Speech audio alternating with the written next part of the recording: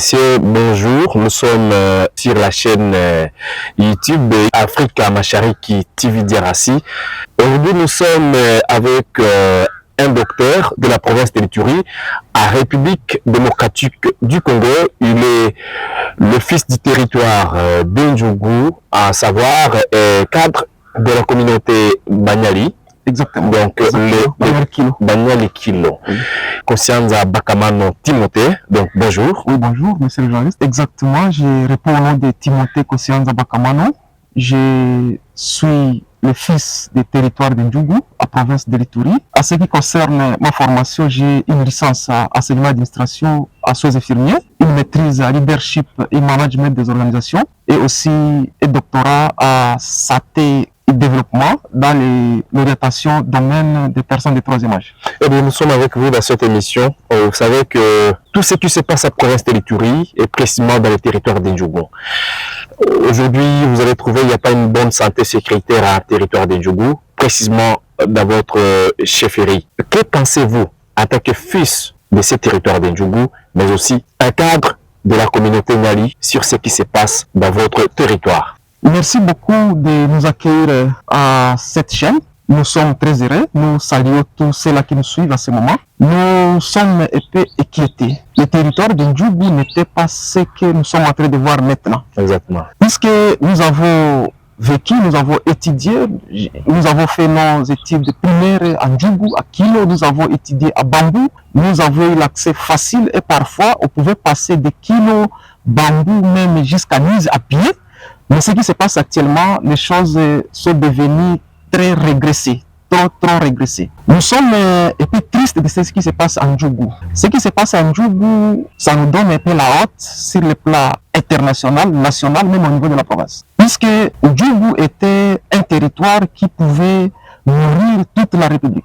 Mais actuellement, vous arrivez à Kinshasa, on ne voit pas les haricots de Ndjougou, on ne voit rien qui vient de Ndjougou. Et Ndjougou est réputé un territoire qui est devenu à un niveau très élevé de massacres. Ça, c'est notre inquiétude. Je crois que vous êtes une communauté victime par les groupes armés que tout le monde maîtrise. Que pensez-vous pour que le territoire d'Indjougou retrouve la paix? Merci beaucoup. Je pense que pas seulement victime, mais aussi nous pouvons apporter une solution.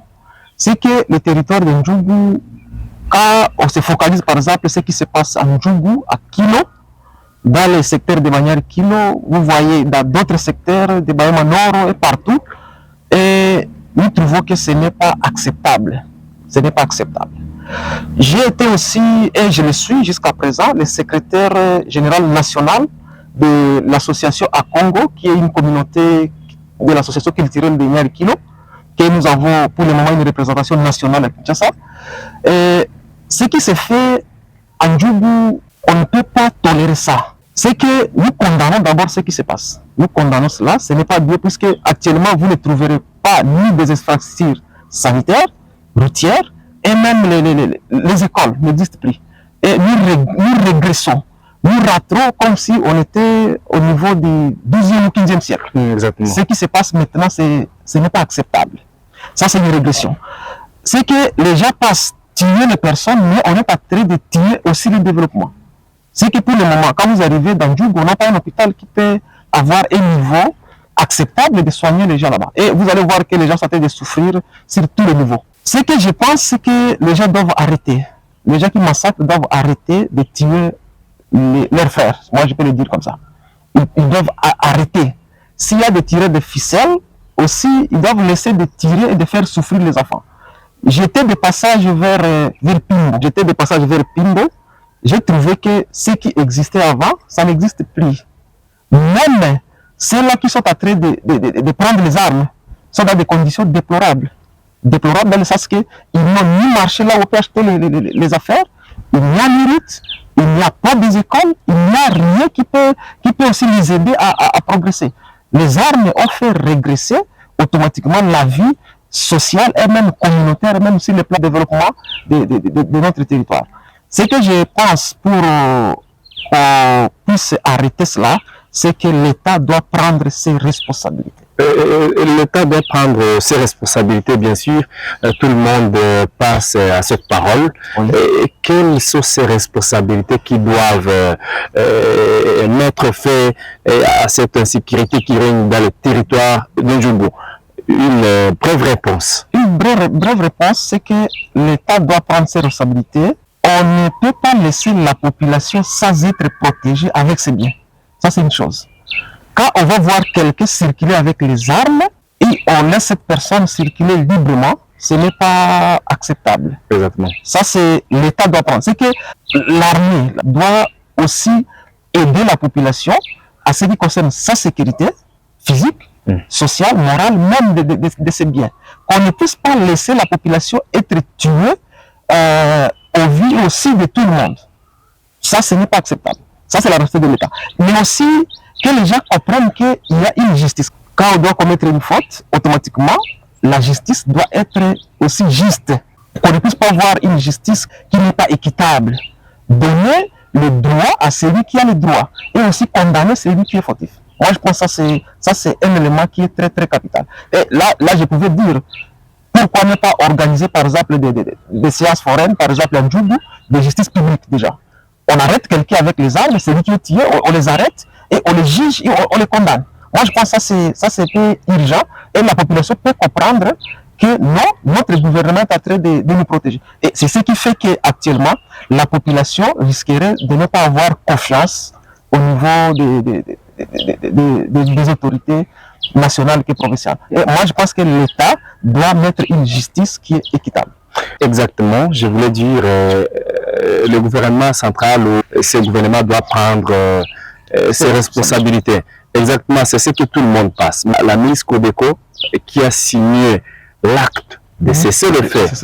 Alors, et pour le moment, Codeco continue à tuer toujours, pour dire encore massacrer, piller les biens de la population dans ces territoires de Ndjougou. Mais si on part maintenant en territoire de Ndjougou, on peut retrouver que cette route qui mène Bunia Mungwalu n'existe plus. Non, c'est compliqué, monsieur le journaliste. C'est très compliqué, puisque vous voyez la route, par exemple, Iga Barrière Mungwalu, n'est pas accessible. Accessible dans le sens qu'il y a les opères de passer chez les autres, ça c'est un élément, mais aussi la condition de l'infrastructure, le véhicule ne peut pas passer. À un moment donné, il y a eu la possibilité que les gens pouvaient passer par Dala, y aller ainsi de suite, mais ce n'est pas aussi acceptable avec la pluie. Et je pense que la population, pour le moment, est tellement en souffrance. Vous imaginez, à Bunia, on peut avoir les haricots à un prix qui est abordable, mais à Mungwalu, on peut trouver, ça peut même arriver à 5 fois plus cher. Ça peut arriver à 5 fois plus cher. C'est que la population, pour le moment, la population est en train de souffrir. Je pense que ça, c'est aussi un cri d'alarme, qu'on puisse ouvrir la route. Nous apprenons qu'il y a des convois qui sont organisés pour l'axe Bunia, Bambou et Mungwalu. Voyons voir, je pense que ça serait une bonne chose. Pas seulement ça, on ne peut pas vivre avec les convois, puisque les militaires ne sont pas là pour convoyer les gens. Les militaires sont là pour aider pour sécuriser la population. Si maintenant les convois, et je pense que ces convois doivent aussi payer quelque chose. Et moi, je ne trouve pas que non, la population doit être toujours sécurisée avec les militaires.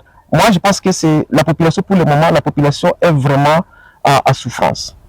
Exactement, la population. Pour trouver, par exemple, leur moyen de vivre, vous trouvez que quelqu'un peut contourner, par exemple, ici, quelqu'un quitte, il va partir, par exemple, sur Dala, Mungwalu, il va tourner. Mais maintenant, ceux qui sont au milieu, vous imaginez qu'ils n'ont rien. Vous imaginez à Kilo, comment on va avoir l'accès à Kilo? Comment on va avoir l'accès à Bambou, à Komu? Et cette population est complètement privée. C'est que la population est en souffrance pour le moment où nous vous parlons. Une question de curiosité. Vous êtes membre de la communauté, ce qu'on appelle Akongo. Akongo Kilo. Akongo Kilo. Donc, Niali Kilo. Oui. Ce territoire a les députés provinciaux. Il y a les députés nationaux. Exactement. Ces députés étaient élus par cette population. Exactement. Est-ce qu'ils ne viennent pas consulter leur base, même si quelqu'un n'arrive pas en Ndjougou, mais quand on est connecté sur les informations aux heures vespérales dans des différentes chaînes locales ou nationales, on est au courant de tout ce qui se passe en territoire de Djougou, la province de l'Itourie en général. Qu'est-ce que ces députés font exactement? En tout cas, les vrais évaluateurs de ces députés, c'est les habitants de Djougou ou de votre communauté. Qu'est-ce que ces députés font exactement? Est-ce qu'il y a pas une relation avec ces députés? Ces députés ont une bonne relation avec leur base, sauf qu'au niveau de la province, vous connaissez le système, même l'état de siège qui est là, c'est un régime qui est contraignant. C'est un régime qui les empêche parfois de remplir leurs conditions convenablement. Au niveau de la province, nous n'avons pas beaucoup à dire. Mais au niveau national, je crois que les députés sont en train de parler, sont en train de contacter. Mais aussi, à ce qui concerne l'accès dans leur base, vous imaginez par exemple à l'ICI. Pour le moment, l'ICI, ce sont les miliciens qui sont là. Et vous trouvez par exemple à Bundjendjere, à Kabakaba. Comment un député peut arriver dans ce fief? C'est un peu difficile. Et c'est que comme c'est difficile, je vous informe aussi que pour le moment, vous trouverez que l'ICI, on est en train de nommer l'ICI Djaticide. Et ça, c'est une histoire compliquée.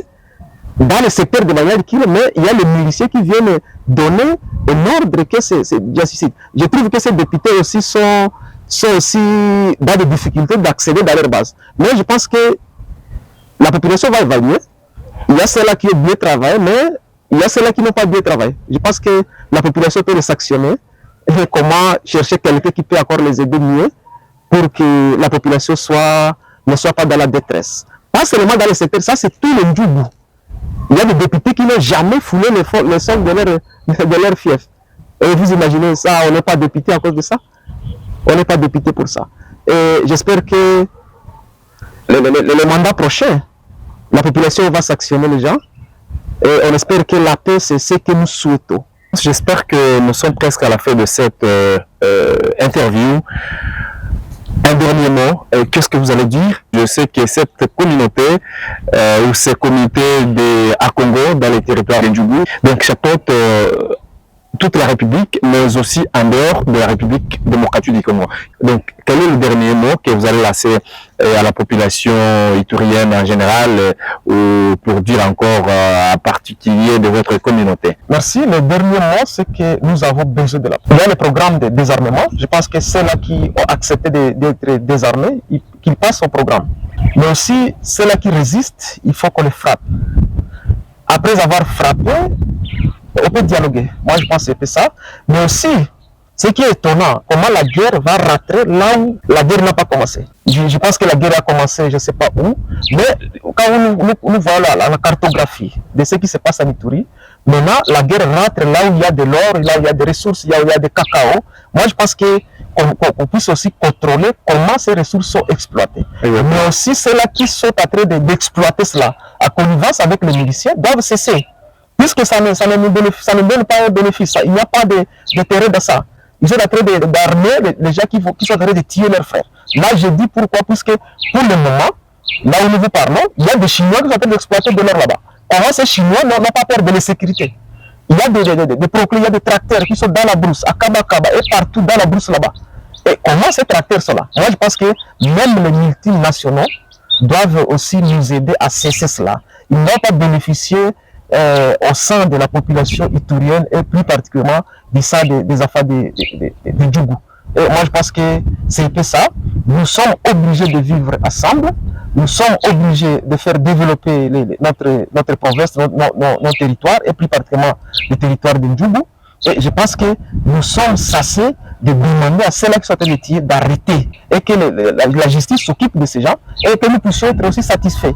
Il y a des victimes, ces victimes doivent être aussi récompensées. Moi je pense que ça c'est le dernier mot. Et nous comptons quand même sur le gouvernement central, sur le gouvernement provincial, mais aussi il y a quelque chose, les gens parlent d'autodéfense. Les gens parlent d'autodéfense, je ne sais pas, Zahir, moi je n'ai jamais vu ces gens. Pour dire que selon vous, Zahir et je ne sais pas quoi, à part Codeco, vous ne reconnaissez pas un autre groupe armé? Non, moi, la première fois, on avait taxé qu'il y avait une milice qui était à gestation vers Itende Kilo. Et j'étais le premier à répondre à cela que non, je n'ai jamais vu ça. Et moi, je pense que pour le moment, je n'ai jamais vu les Zahir, les quoi on parle, mais autodéfense, j'apprends qu'il y en a. C'est la population qui s'organise pour repousser que les gens ne viennent pas tuer chez eux. Moi, je pense que ça aussi, c'est quelque chose qui doit interpeller le gouvernement en disant que, cher gouvernement, venez proche de votre population et vous allez voir que même les autodéfenses là vont disparaître. En tant que scientifique, est-ce que vous pouvez affirmer avec moi que ces groupes armés qui massacrent la population, mais aussi qui incendient des maisons de la population, ces groupes armés seront dans le futur victimes de ces actes? Exactement. Est-ce que vous êtes d'accord avec ça? Je l'ai dit puisqu'ils ont détruit des écoles, des hôpitaux, des maisons de commerce, des églises. Et vous savez qu'ils sont déjà victimes. Ils sont victimes dans le sens que maintenant pour construire cela, leurs enfants, nos enfants vont étudier où? Et automatiquement, pas seulement ça, ils seront victimes aussi la justice. Et il y a des actes qui sont en train d'être documentés. Moi, je pense qu'ils vont répondre à leurs actes. Et pour terminer complètement, juste un message, vous venez de perdre un cadre, mais aussi un député provincial de votre territoire, l'honorable Aziza. Oui, Ali Madingaka Aziza. Exactement, un message pour la famille. Oui, nous sommes tristes, nous avons perdu quelqu'un, c'est un élu qui a été très efficace. Nous présentons nos condoléances à toute la famille, à toute la communauté, à toute la province et même toute la République. Je pense que c'est un événement triste, mais nous avons confiance que le Seigneur va susciter quelqu'un autre, si pas comme lui, mais aussi quelqu'un qui peut être à la hauteur de défendre aussi les droits et aussi le devoir de la population de Ndjougou. Ça, c'est le dernier mot et nos sincères condoléances à toute la famille de Ali Madingaka Aziza. Merci. Je rappelle que vous êtes le docteur Kosianza Bakamano Timothée, Exactement. Un cadre de la communauté à Congo. Oui, secrétaire général national. Exactement. Oui. En province de l'Ituri. Exactement. Seulement, nous vous remercions. Nous remercions aussi la chaîne qui nous a accepté de faire passer ces messages. Exactement. On espère que ça ne sera pas la dernière fois. Nous sommes là. S'il y a d'autres situations, nous allons répondre pour la cause de notre population. Merci beaucoup, chers téléspectateurs. Nous vous disons merci. Pour nous suivre sur notre chaîne Afrique Machari TV Diarassi, votre présentateur du jour, je suis Joseph Kandole et je vous rappelle pour la prochaine fois, donc abonnez sur votre chaîne et espérez de bonnes informations ou de bonnes émissions réalisées par votre journaliste. Merci beaucoup. Merci beaucoup.